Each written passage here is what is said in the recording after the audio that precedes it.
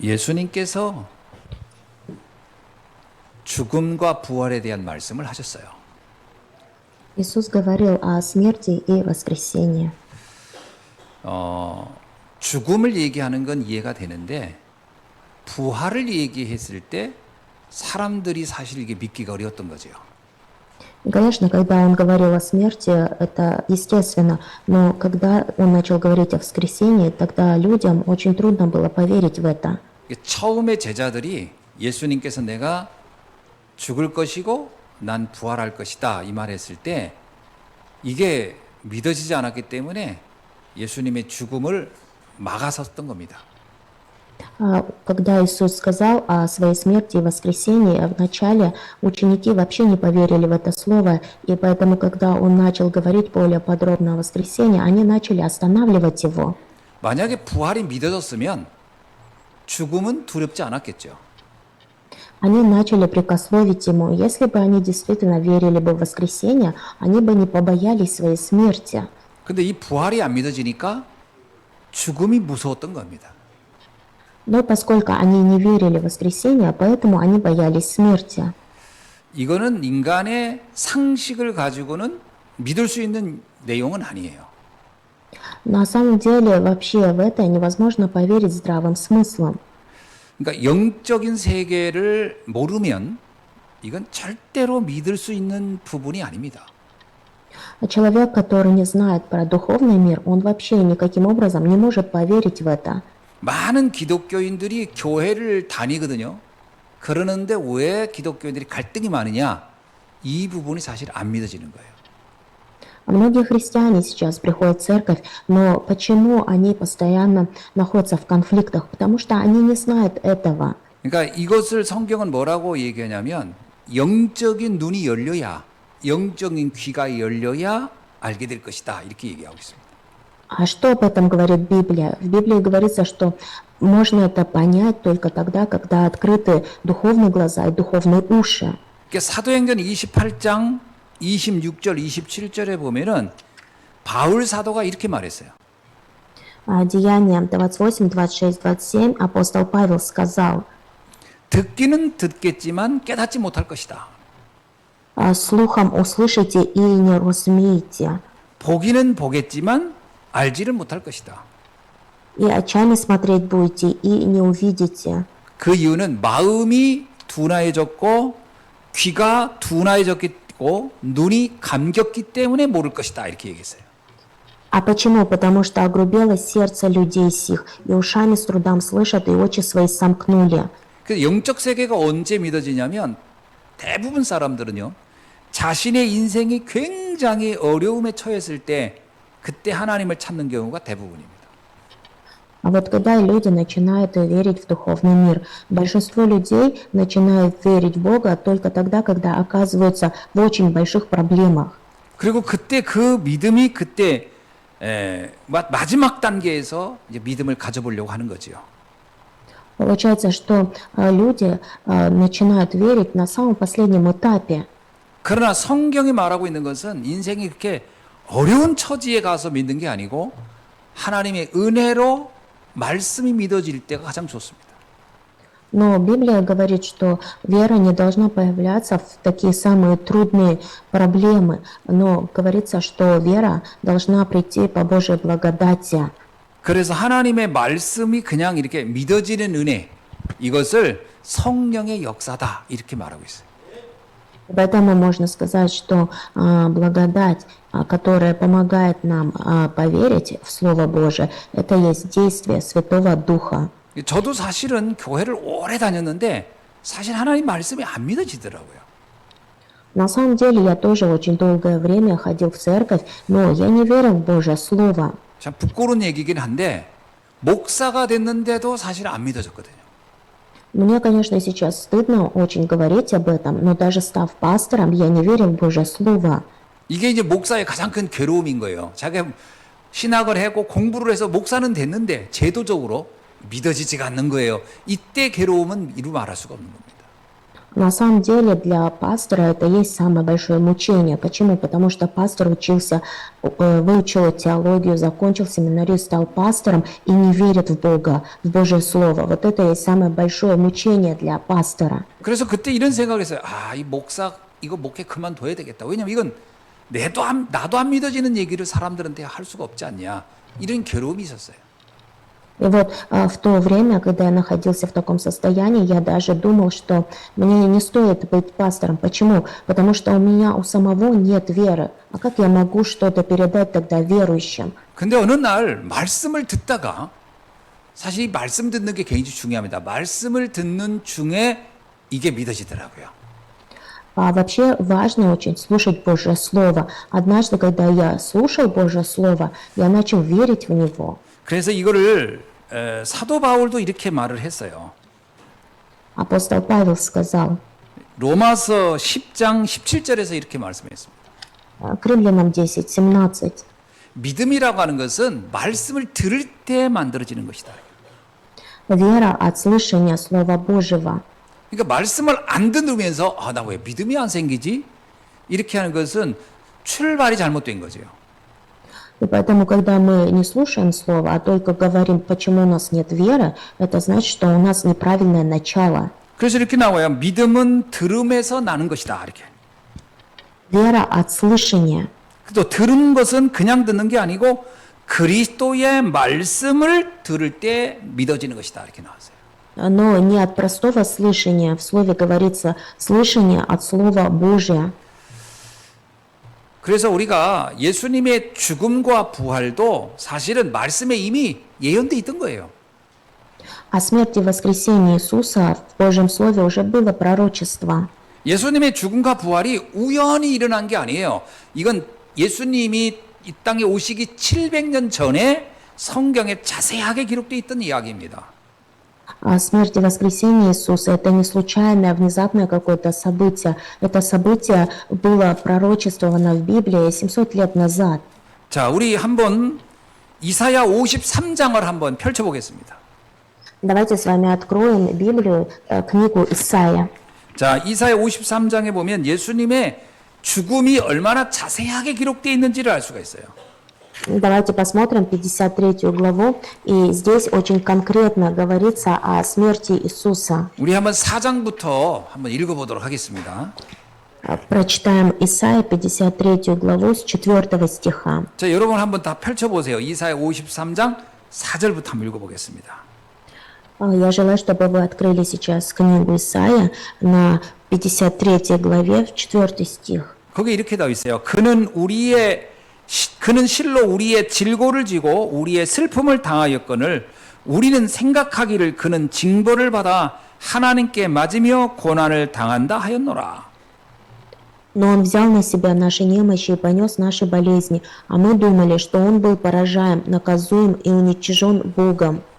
그가 찔림은 우리의 허물 때문이요 그가 상함은 우리의 죄악 때문이라. Но Он изъязвлен был за грехи наши, мучим за беззаконие наши.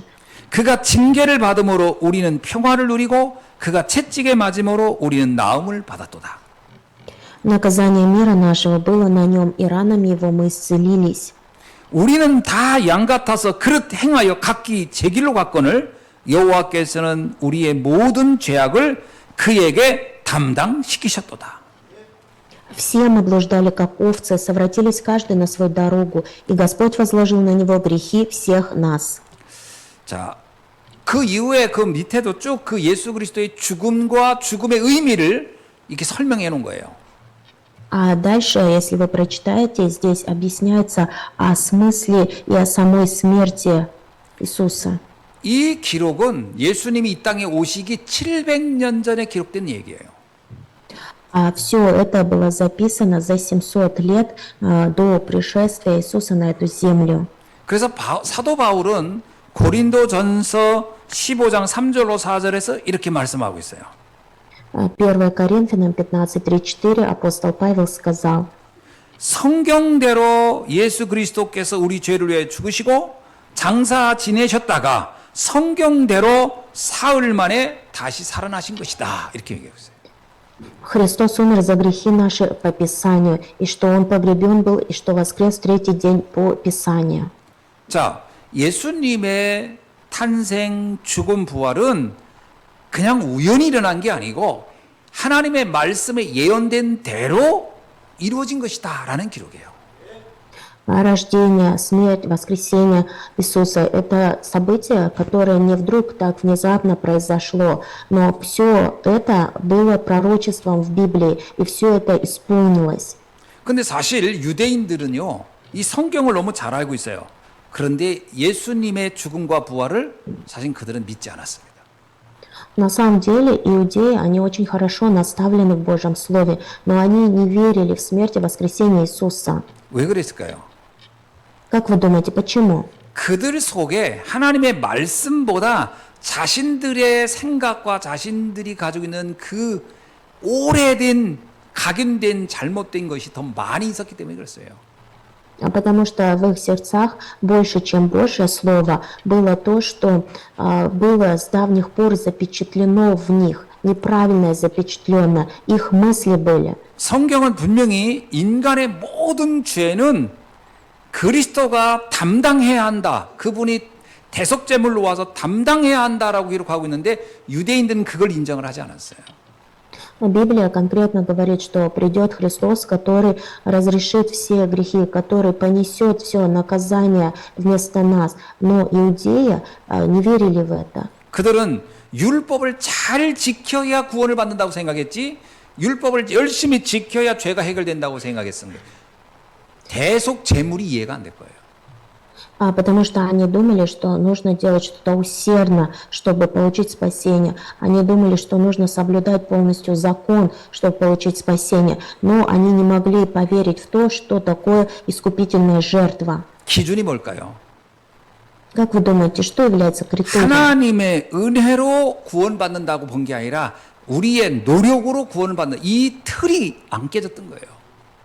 Мы говорим, что спасение дается по Божьей благодати, а иудеи не верили в это. Они думали, что делами или законом можно получить спасение. Они не могли разрушить эти старые рамки. 우리의 노력이 나쁜 건 아니지만 인간의 노력을 가지고 영적 세계, 특히 원죄와 하나님 만나는 이 비밀을 할 수 있다는 건 거의 불가능한 거거든요.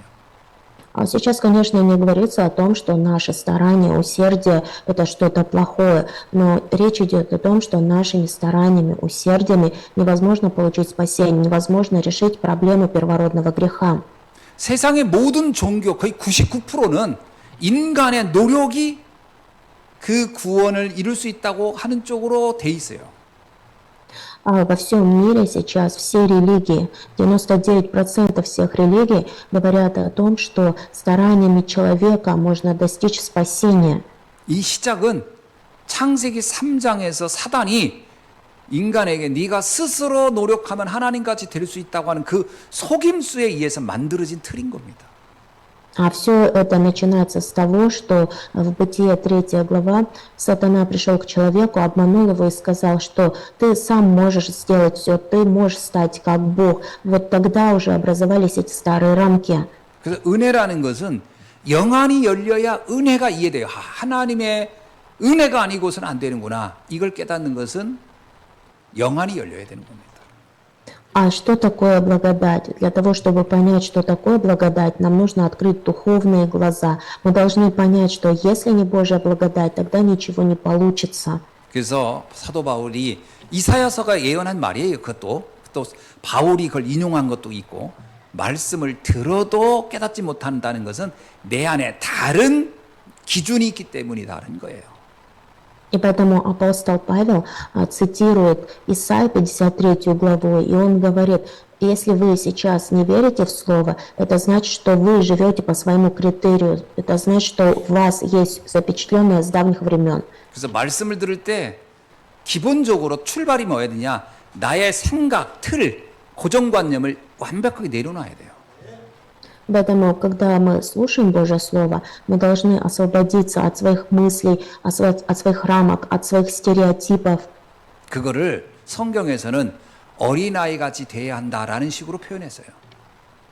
И именно по этой причине в Библии говорится, что мы должны быть как маленькие дети. 그러니까 내 생각, 내가 지금 보고 경험하고 들었던 모든 생각들은 어른이 되면서 만들어진 거잖아요. 이거를 일단은 내가 처음 어린아이 같은 심정으로 돌아가서 난 아무것도 모른다. 이런 심정으로 말씀을 들어보라는 거예요. Человек, когда становится старше, у него появляется больше мыслей. Почему? Потому что он больше что-то видит, слышит, испытывает на личном опыте. Поэтому в него не входит Слово Божие. Поэтому говорится, что нужно быть как маленький ребенок. 자, 그 마음으로 말씀을 딱 우리가 보면은 몇 가지 확신인 답을 성경을 통해 발견하게 됩니다. И поэтому, когда с сердцем ребенка мы будем слушать Божье Слово, тогда через Библию мы сможем выявить три вещи, сможем проверить эти три вещи. 가장 먼저는 인간에 대한 본질적 상태를 우리가 발견할 수 있어야 돼요. Первое, что мы сможем увидеть, это состояние человека. 본래 인간을 알아야 돼요. Нужно знать, кто такой первоначальный человек. 저는요, 사람들이요, 가장 모르는 게 뭐냐면 자기를 잘 모른다라는 생각이 들어요. 나를 잘 모른다. Я думаю, что человек больше всего не знает самого себя. 너가 누구냐? 그러면 뭐 나는 어디 출신이고 나는 어떤 공부를 했고 나는 뭐 이렇게 이런 세상이 말하는 나를 얘기하는데 하나님이 말하는 나를 아는 사람은 많지가 않아요. Ну, обычно, когда задают вопрос «ты кто?», мы начинаем говорить, что я родом оттуда, я закончил что-то. То есть мы говорим про свои такие внешние мирские вещи. Но на самом деле мы не знаем себя, сотворенного Богом, и который соответствует Слову Божьему, Библии. 창세기 1장 27절을 딱 열어보면 첫 번째로 나에 대해서 뭐라고 얘기하고 있냐면 너는 하나님의 형상대로 창조됐다라고 선언하고 있어요. Прочитайте Бытие 1.27, что говорится обо мне. Там говорится, что ты сотворен по Божьему образу. 여러분, 나는 하나님의 형상대로 창조진 사람이야. 이렇게 생각하면서 살아가는 사람이 몇 명이나 될까요? Как вы думаете, сейчас сколько есть людей, которые говорят, что я создание, сотворенное по Божьему образу? 대부분이요. 나는 돈도 없고, 난 능력도 없고, 나는 뭐 실력도 없고, 나는 실패만 하고, 자랑할 것도 없고, 거의 이런 자기를 생각하며 살지, 야, 나는 하나님의 형상대로 창조된 존재구나. 이렇게 생각하고 사는 사람 거의 없거든요. Обычно людей спросишь, кто ты, они начинают говорить, я такой слабый, у меня ничего нет, ни денег, ни способностей, я вообще никчемный человек. А люди живут только таким образом. Можно сказать, что нет такого человека, который бы сразу сказал, что я создание, сотворенное по Божьему образу. 짐승은요, 아무리 예쁘고 귀엽고 똑똑해도요, 하나님의 형상이 없습니다. А какими бы ни были красивыми или умными животные, в них нет Божьего образа. 어떤 탤런트가 자기네 집에 자매가 셋이라고 하면서 자매 이름을 대더라고 이렇게 좀. Но вот одна звезда шоу-бизнеса, значит, говорила, что у нее там есть три сестры. 뭐 채씨 집안이더라고요. 채연, 채미, 뭐 채어쩌저쩌고 하는데 채소, 채민 뭐 이렇게 하면서 5명을 대는 거예요. 그러니까 이 말하는 사람이 자매가 셋이라는데 왜 5명을 말합니까? 이렇게 얘기했어요. И получается, она сначала сказала, что три сестры есть, а потом, когда начала называть имена их, она назвала почему-то 5 имен. 우리 집에는 그 반려동물 개 2마리를 다 가족으로 여기기 때문에 사람들한테 со개할 때는 개 이름까지 다 해서 5명을 말한다는 거예요. 야, 이게 개가 가족이 되어버렸어요. Но оказалось, что вообще на самом деле 3 сестры, но поскольку в доме живет еще 2 собачки, поэтому она сказала 5 имен, потому что эти 2 собачки стали членами семьи. 근데 개 이름에다가 가족들의 그 돌림자를 다 넣어가지고 다 똑같이 이렇게 이름을 붙여놓은 거예요. 그러니까 가족이 3명이라고 해놓고 다섯을 말하니까 사람들은 헷갈리는 거죠. 나중에 어디부터 개입니까? 그랬더니 뒤에 있는 2명이 개라는 거예요. 야, 진짜 놀랍더라고요. Ну, и потом вот она, значит, всегда, да, хоть говорила, что их 3 сестры у нее, но она все равно там говорила вот имена, и потом еще вот имена собачек. И люди начали путаться, а кто из них кто. Ну, она потом сказала, вот первые 3 это человеческие имена, и 2 это имена собачек. 이 동물도요, 지능도 있고, 감정도 있고, 그리고 이게 여러 가지로 이렇게 아주 그 사람하고 교감을 하는 있습니다. 그게 다. У животных, конечно, тоже есть какие-то умственные способности, какие-то чувства. 그러니까 이 동물한테 어떤 경우는 유산도 물려주기도 하고 막 그런 일을 하잖아요. 이게 너무 이제 이쁘니까. 근데 그 동물에게 영혼은 없다는 거예요. Ну, вы сами, наверное, слышали, да, что есть такие люди, которые даже наследство оставляют своим собачкам, своим животным, потому что их очень любят. Но нужно всегда помнить о том, что в собачке нет духа. 사람이 아무리 부족해도 오직 사람에게만 있는 것이 뭐냐? 하나님의 형상인 영적인 세계는 인간에게만 있다는 거예요. Это что значит, что только у человека есть дух и душа, и только человек создан как Божие создание, имеющее Божий образ. 이 영적 사실이, 영적 존재라는 것은요, 이게 인간의 가치 중에 가장 고상하고 가장 위대한 가치인 거예요. И то, что человек является духовным созданием, это есть самая наивысшая ценность. 그리고 인간에게 2번째 축복이 있는데 그게 뭐냐? 창세기 1장 28절에서 하신 말씀입니다. И также человеку дано второе благословение, это Бытие 1:28. 만물을 정복하고 다스리는 사명을 줬다는 거예요. Человеку дано призвание обладать землей, владычествовать над всем сущим. 동물의 목적은 생존에 있습니다. 그래서 여러분 사자 보셨죠? 호랑이? 그 동물들은 아침에 눈 뜨면 뭐부터 생각해요? 하루 종일? 먹이를 찾아다니는 거예요, 먹이를. Является только существование. Вот посмотрите на львов, на тигров. Как только они просыпаются, что они начинают первое искать? Они думают только о том, что поесть. 짐승의 행복은 배부를 때예요. Животное когда счастливо? Когда у него сытый живот. 짐승의 고통은 배고플 때예요. А когда животное страдает? Когда голодное. 짐승의 삶은 간단합니다. Жизнь животного, она очень простая. 그 짐승이 태어나서 죽을 때까지 목적은 매일매일 먹는 것을 위해서 살다 가는 거예요. От рождения до смерти цель животного это только чтобы поесть. 그거 외에는 다른 목적이 존재하지 않습니다. 짐승에게는. У животных нету никакой другой цели. 사람은 달라요. Но человек это другое. 사람이 목적이 먹고 자고 싸고 그것만 있다. 그건 짐승과 같은 겁니다. 그게. Конечно, если целью человека было только то, чтобы покушать, поспать, покакать, то человек был бы подобен животному. 우리의 삶의 목적은 의식주에 있는 게 아니에요. Но цель нашей с вами жизни это не бытовые вопросы. 의식주는 우리의 더 궁극적인 목적 때문에 필요한 거예요. А бытовое нам нужно для того, чтобы достичь конечной цели. 그게 뭐냐? 세상을 정복하고 다스리는 미션 때문에 필요한 거예요. А для чего нам нужно бытовое? Для того, чтобы исполнить свою миссию, данную нам в этом мире. 하나님은 인간을 창조할 때 처음부터 인간에게 동물 같은 목적을 주질 않았어요. Когда Бог сотворил человека с самого начала, Он не сотворил его с такой же целью, как животного. 그래서 인간에게 세계복음화, 전 세계를 살리는 일은 인간의 가장 고상한 가치와 삶의 목적인 겁니다.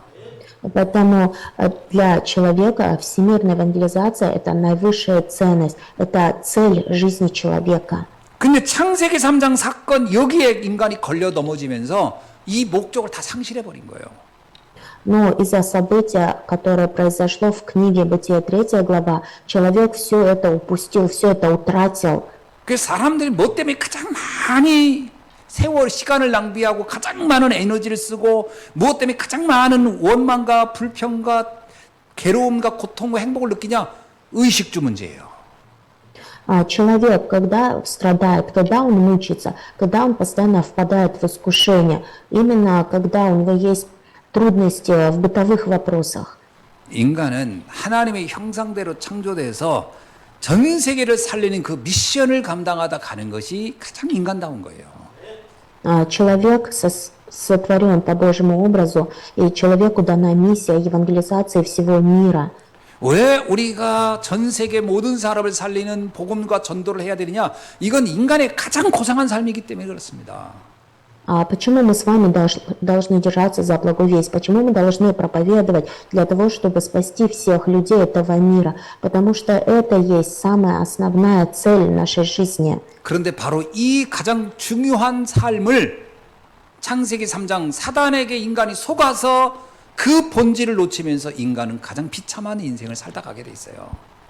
Человеку дана такая важная цель в жизни, но в событии в 3 главе книги «Бытие» человек все это утратил, все это потерял, и поэтому жизнь человека стала такой печальной.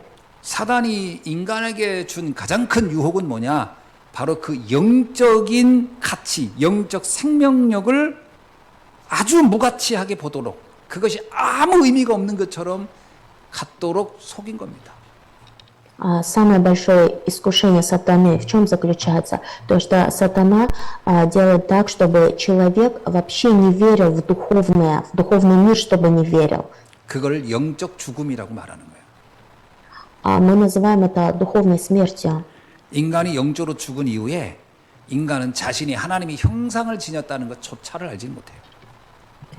После того, как человек духовно умер, он даже не ищет Божий образ. 오로지 인간은 그때부터 의식주를 위해서만 사는 게 전부인 줄 알고 착각하고 사는 거예요. После события Бытия 3 главы человек живет и заблуждается. Человек думает только о том, во что одеться, что поесть, что попить, то есть думает только о бытовом. 에베소서 2장 3절을 한번 읽어볼까요? Давайте откроем к Ефесянам 2, 3 стих. 이게 창세기 3장 사건에 사로잡힌 인간이 살아가는 방식을 말하고 있는 겁니다. Здесь говорится о образе жизни человека, который отделился от Бога после события Бытия 3 главы. 2장 3절을 보면 전에는 우리도 다 그 가운데서 우리 육체 욕심을 따라 지내며 육체와 마음이 원하는 것을 하여 다른 이들과 같이 본질상 진노의 자녀였더라. 이렇게 나옵니다. К Ефесянам 2:3, между которыми и мы все жили некогда по нашим плотским похотям, исполняя желания плоти и помыслов, и были по природе чадами гнева, как и прочие. 육체의 욕심, 육체와 마음이 원하는 것, 딱 그것이 우리 삶의 모든 거라는 거예요. Здесь говорится, что плотские похоти, то есть для человека это все. 여기서 본질상 진노의 자녀라 이 말은 무슨 얘기면 영적 생명이 죽은 상태의 그 상태를 살아가는 것이다 이런 얘기예요. И дальше говорится, что по природе чадо гнева. Что это означает? Что человек находится в таком духовном состоянии, когда он духовно мертвый. 그래서 세상에 아무리 훌륭한 사람이 많고 똑똑한 사람이 많고 대단한 사람이 많아도 하나님이 주신 이 생명을 가지고 있지 못하다면 그 개인도 가정도 국가도 시대도 실패할 수밖에 없다는 거예요. В этом мире очень много выдающихся людей, умных людей, знаменитых людей. Но если в этих людях нет жизни, которую дает Бог, то не только сами они придут к поражению, но их семьи, их родные, все страны, все придет к поражению, к краху. 이게 이해되어야, 이게 깨달아져야 뭐가 이해되냐면 하나님이 왜 이 땅에 그리스도를 보냈는지가 그때 이해되는 거예요. И только тогда, когда это поймешь, тогда поймешь, почему Бог на эту землю отправил Христа. 이게 하나님의 구속사라고 하는 거예요. 하나님이 인간을 구원하기 위한 역사를 진행한 것이 뭔가 이게 깨달아진다는 거예요. Это и есть история спасения человечества Богом. А когда мы понимаем это, к нам приходит такое понимание. 창세기 3장에서 사단에게 아담과 하와가 속아서 선악과를 따고 하나님의 말씀을 거역한 거죠. 그리고 하나님과 분리된 이후에 주신 최초의 축복이 이 말씀이 뭐냐? 여자의 후손이 와서 뱀의 머리를 짓밟을 것이라는 말씀을 주셨습니다. А после того, как человек обманулся сатаной, отделился от Бога, Бытие 3 глава, а Бог сразу дал ответ. Это Бытие 3:15, семя женщины. 여기서 남자의 후손이 아니고 여자의 후손이란 말을 쓴 이유가 있습니다. А здесь есть причина, почему говорится не семя мужчины, а семя женщины. 이것은 하나님을 떠났던 그 원죄를 가지고 있지 않은 아담의 후손은 사단에게 속은 그 상태를 가지고 있는데 그것이 없는 상태, 원죄 없는 사람이 이 땅에 온다는 거예요. Потомок Адама – это тот, который находится в проблеме первородного греха. И поэтому на эту землю должен был прийти тот, у которого не было первородного греха. Поэтому Бог отправил Христа на эту землю. Это семя женщины. 그걸 성경은 동정녀의 탄생이라고 해요. 남자를 알지 못하는 여자를 통하여 한 사람이 태어날 것이다. 이런 예언의 말씀이 나옵니다. В Библии есть пророчество о том, что придет тот, который будет рожден не от семени мужчины, но от семени женщины. Такое было пророчество в Библии. 그리스도의 오심을 가장 확실하게 설명한 부분이에요. Это объяснение того, что Христос обязательно придет. 인간에게는 모든 사람에게는 원죄가 없는 그리스도가 필요하다는 거예요. Все люди нуждаются только во Христе, который не имеет греха. 그리스도란 말은 하나님이 원죄 없으신 그 하나님이 사람의 몸을 입고 오신 분이란 뜻입니다, 사실은. А что значит Христос? Это тот, который пришел воплотить человека, не имея греха. 그분이 오셔서 인간에게 있어 그 죽은 영적인 죽음의 문제를 해결해 주시겠다라는 거예요. В Библии было пророчество, что Он придет и разрешит проблему человека, духовную смерть. 정확히 말하면 인간을 가장 축복되게 근본적인 축복을 회복시키러 오신 분이 그리스도라는 말입니다. Но если конкретнее говорить, то Христос пришел для того, чтобы восстановить первоначальные благословения, данные человеку. 그런데 그 그리스도가 나도 그리스도다, 너도 그리스도다 이렇게 할 수가 있잖아요. 그래서 그가 이 땅에 사람의 몸을 입고 오신 하나님이 그리스도라는 입증, 증거가 뭐냐? 그분이 아무 죄 없이 죽으시고 부활하시는 것이 그 증거라는 거예요. Конечно, всякий человек может сказать, что ты Христос или я Христос, и поэтому Бог сам дает такие конкретные свидетельства, что придет Христос.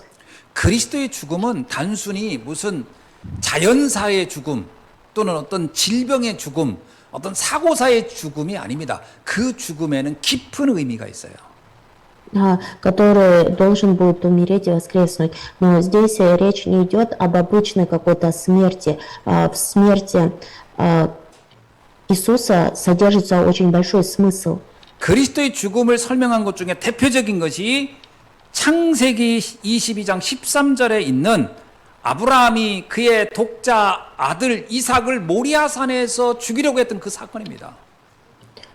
И чтобы описать смерть Христа, самое лучшее прочитать Бытие 22:13. Это когда на горе Мория он хотел принести своего сына Исаака в жертву.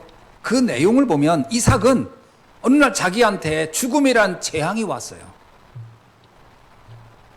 Вот когда Исаак оказался в этой ситуации, он оказался на грани жизни и смерти. 근데 그때 이삭은 가장 믿었던 아버지로부터 그 죽음이 자기한테 덮치는 것을 봤어요. В тот момент Исаак, он оказался в такой ситуации, когда его родной отец хотел убить его, 자, принести в жертву его. 이 이야기는 부모가 자식을 죽인다 이런 의미가 아니라 우리에게 다가온 재앙은요, 상상할 수 없는 예상치 못한 데서 올 수가 있다라는 거예요. Здесь сейчас, конечно, не говорится о том, что вот такой отец хотел убить своего сына, но мы должны запомнить, что когда вот происходит смерть, то это такое событие, о котором мы даже сами себе не можем представить. 이때 이삭을 살린 것은 아버지 아브라함의 사랑이라든가 어떤 다른 사람들의 도움이 아닙니다. 순양이 대신 죽음으로 인해서 이삭이 살려나는 장면이에요. И вы сами знаете, да, как Исаак остался в живых. Он остался в живых не потому, что его отец Авраам любил, не потому, что кто-то другой помог, но вы знаете, что Бог вместо него подготовил овна. 이 순양이 번제물로 드려지면서 이삭은 죽음에서 해방됩니다. 이게 바로 그리스도의 죽음을 설명하는 가장 대표적인 사건이에요. И вот когда этот овен был принесен в жертву, тогда Исаак был освобожден от смерти. И поэтому это событие, оно больше всего и лучше всего описывает смерть Христа. 어느 날 나도 모르게 오는 어떤 재앙 저주를 어떻게 막아낼 수 있겠느냐? 바로 하나님의 은혜인 그 숙량 되시는 그리스도의 대속의 은혜로만 이 저주를 끊을 수 있다라는 거예요. К нам однажды могут прийти какие-то проклятия, бедствия. Как мы можем решить эту проблему? Нам достаточно верить в Иисуса Христа, который был принесен в жертву как овен. 두 번째 사건은 출애굽 3장 18절의 내용입니다. Второе событие, которое описывает смерть Христа, это Исход 3:18. 어느 날 갑자기 이스라엘 백성들이 애굽에서 잘 살고 있는데 그들에게 재앙이 덮쳐버렸어요. Израильский народ очень хорошо жил в Египте, но однажды на израильский народ сошло бедствие. 그 기간도 400년간에 그야말로 운명처럼 그 저주 재앙이 그들을 사로잡아 버렸어요. Это значит, что вот эти бедствия схватили их, и 400 лет они находились в рабстве. 여기에서 빠져나올 수 있는 길이 다른 길이 하나도 없었어요. Чтобы освободиться, не было никаких путей. 양의 피를 발라서 문설주에 발랐는 날 그들은 그 저주에서 해방됐다는 것이 출애굽의 사건입니다. Событие исхода говорит нам о том, что израильский народ освободился из этого проклятия, из этого бедствия, рабства в Египте в тот день, когда помазал косяки дверей кровью агнца. 이스라엘 백성을 해방시키기 위해서 죽었던 그 양의 피, 그것이 바로 그리스도의 대속을 나타내고 있는 가장 대표적인 두 번째 사건이에요. И эта кровь, которой помазали косяки дверей кровью агнца, благодаря которой освободились из рабства, это жертва Иисуса. И вот это событие, оно лучше всего также описывает смерть Христа. 그리고 세 번째가 포로 시대의 이사야가 아까 우리 읽었던 53장의 예언의 말씀입니다. И третье событие – это событие Исайя 53 глава, искупительная жертва во времена плена. 속건 제물로 그가 죽어야만이 우리의 모든 죄가 그에게 담당하고 우리는 해방된다 이런 말을 하고. Значит, это жертва за грех. Только тогда, когда была принесена эта жертва, тогда мы полностью освободились от всех проклятий. 그리고 네 번째가 로마 시대에 마가복음 10장 45절에 있는 예수 그리스도가 대속의 죽음을 십자가에서 죽어야 끝난다. 우리의 모든 저주가 끝난다는 걸 설명하고 있습니다. И Марка 10:45 здесь говорится, что все наши проблемы закончились тогда, когда Христос принес жертву на кресте. 그래서 45절 한번 읽어볼까요? 마가복음 Прочитаем, да, 10장 Марка 45절. 10:45. 인자가 온 것은 섬김을 받으려 함이 아니라 도리어 섬기려 하고 자기 목숨을 많은 사람의 대속물로 주려 함이니라 이렇게 얘기하고 있어요. Ибо и Сын Человеческий не для того пришел, чтобы ему служили, но чтобы послужить и отдать душу свою для искупления многих. 대속제물이라고 하는 것은 예수님께서 십자가의 죽음을 말하는 거거든요. 그 죽음은 그냥 단순한 죽음이 아니라 모든 인류의 저주와 재앙을 해결하는 죽음이다라는 거예요. Искупительная жертва – это смерть Иисуса Христа на кресте, но это не обычная смерть, это та смерть, которая положила конец всем проклятиям и бедствиям на этой земле. 그 예수 그리스도가 그리스도라는 증거로 부활이라고 하는 사건을 우리에게 보여주셨습니다. Во свидетельство того, что Он есть Христос, Он воскрес. Это есть событие воскресения. 그리스도는 단순히 훌륭한 사람이 아니에요. 그는 영원하신 하나님이 인간의 몸을 입고 오신 분이 그래서 그리스도는 죽음이 문제가 되지 않는 겁니다. Христос — это не какая-то выдающаяся личность, это вечный Бог, который во плоти человека пришел на эту землю, поэтому смерть не имеет власти над ним. 모든 사람은 보통 평범한 사람은 죽음이 끝입니다. 사실은. 그러나 그리스도는 죽음이 끝이 아니고 죽음이 문제가 되지 않는 거예요. Ну, обычно люди считают, что если человек умирает, то его смерть — это все, конец. Но в случае Иисуса смерть — это не было концом. 그리스도는 골로새서 1장 16절로 17절에 뭐라고 말하냐면 만물을 창조하시고 만물을 다스리는 분이 그리스도라고 말하고 있어요. А что говорится о Христе в Колоссянам 1, 16, 17? Им создано все, Он владычествует над всем. 히브리서 2장 14절에 죽음의 세력을 잡은 자 곧 마귀를 멸하시는 분이 그리스도라고 말하고 있어요. К Евреям 2.14 Он лишил силы, имеющего державу смерти. 고린도전서 15장 20절에서 그분은 잠자는 자들의 첫 열매로 죽은 자들 가운데 부활하셔서 모든 사람들을 부활의 축복으로 인도한다고 말하고 있어요. 1 Коринфянам 15.20 говорится, что Он первенец из умерших, и Он ведет всех людей к благословению воскресения. 그리스도의 부활은 단순히 그리스도 본인의 부활만을 의미하는 건 아닙니다. Воскресение Христа имеет отношение не только к самому Христу. 그리스도 안에 있는 모든 성도들의 부활을 약속한 사건이에요. Это событие, это обещание, которое было дано всем тем людям, которые находятся во Христе.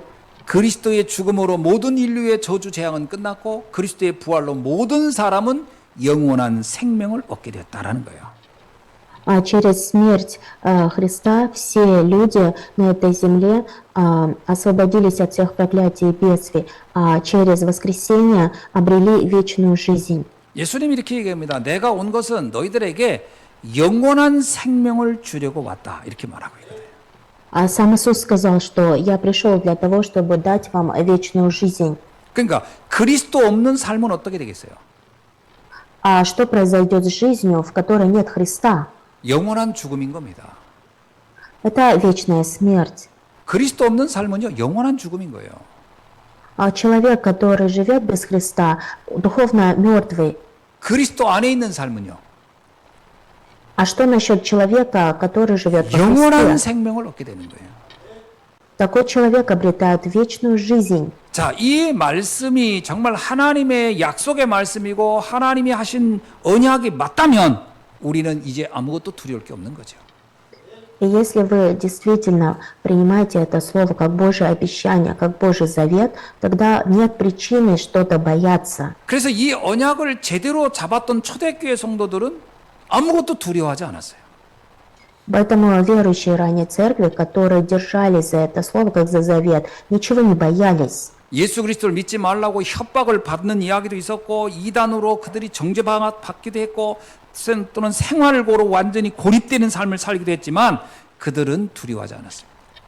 Несмотря на то, что были угрозы, чтобы они не говорили о слове, несмотря на то, что были различные юридические споры, несмотря на то, что их изолировали от общества, верующие ранней церкви ничего не боялись. 자, 그들은 그 복음이 얼마나 놀라운 것인지를 알고 이것을 누리고 전하는데 절대 주저하지 않았어요. Они знали величие благой вести, и поэтому они наслаждались, передавали благую весть, и поэтому ни в чем не колебались. 왜냐하면 이 복음을 아는 순간 예수가 그리스도라는 사실을 알고 믿고 그 누리는 순간부터 인생의 운명이 바뀌어지는 삶을 그들은 살았기 때문입니다. Потому что они знали, что в тот момент, когда они начали верить в Иисуса Христа, изменилась их судьба. 오네시모 같은 사람은 도둑이었고 그리고 그는 범죄자였는데 그리고 노예였는데 이 그리스도를 알고 날로부터 그의 인생은 완전히 180도 달라졌어요. Посмотрите на Анисима. Он был воришкой, он был преступником, он также был рабом, но после того, как он познал Христа, его жизнь на 100% полностью изменилась. 그는 빌레몬과 함께 골로새서 교회의 그런 감독으로서의 역할을 감당하게 되었습니다. И позже Анисим стал епископом в церкви в Колоссах, и он вел служение вместе с Филимоном. 바울은 복음을 알기 전에 그는 사람을 죽이는 일에 앞장선 사람이에요. Также Павел, он шел впереди всех людей, чтобы убивать верующих. 근데 그가 복음을 알고 난 이후에 이 바울은 이제 모든 사람을 살리는 삶으로 그의 인생이 달라지게 됐습니다. Но после того, как он встретился с Богом, его жизнь полностью изменилась. Из гонителя он стал человеком, который начал спасать всех людей. 예수님이 우리에게 이렇게 약속했어요. Какое обещание Иисус дал нам? 누구든지 나의 말을 믿고 내가 그리스도인 걸 믿고 나와 함께 한다면 나는 너와 영원히 함께 할 것이다. Он сказал, что с тем человеком, который будет верить в меня, я буду вечно. 로마서 8장 39절에서는 바울은 이렇게 얘기합니다. 그 그리스도의 사랑은 그 어떤 것도 끊을 수가 없는 것이다.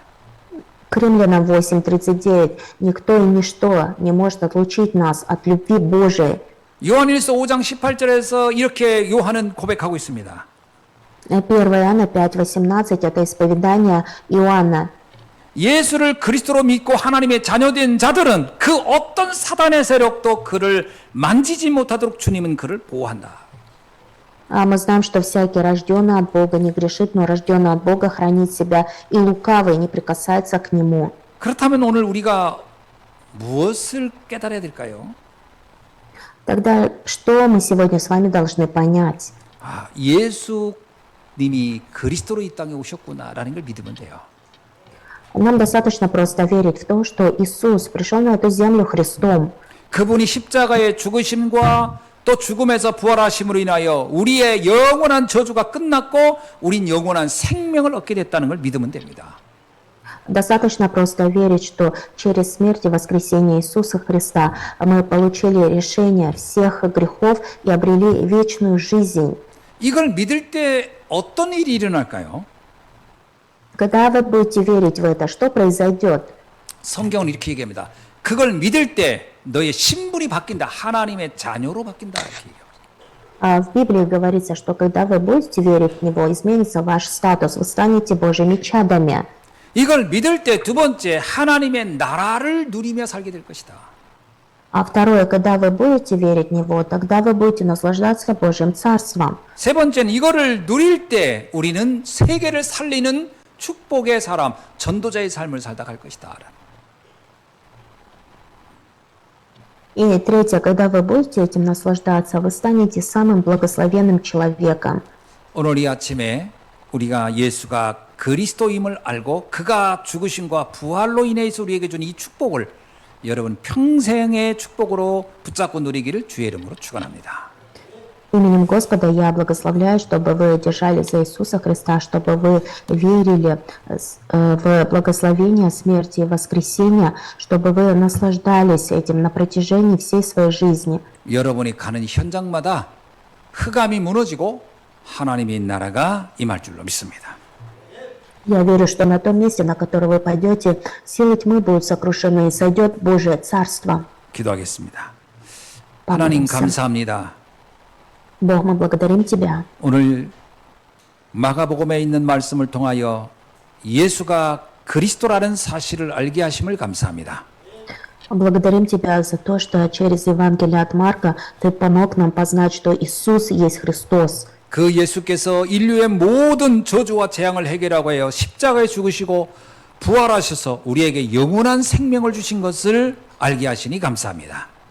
Благодарим Тебя за то, что Ты дал нам познать тайну, что Иисус разрешил все грехи и проклятия, на кресте умер и воскрес и даровал нам вечную жизнь.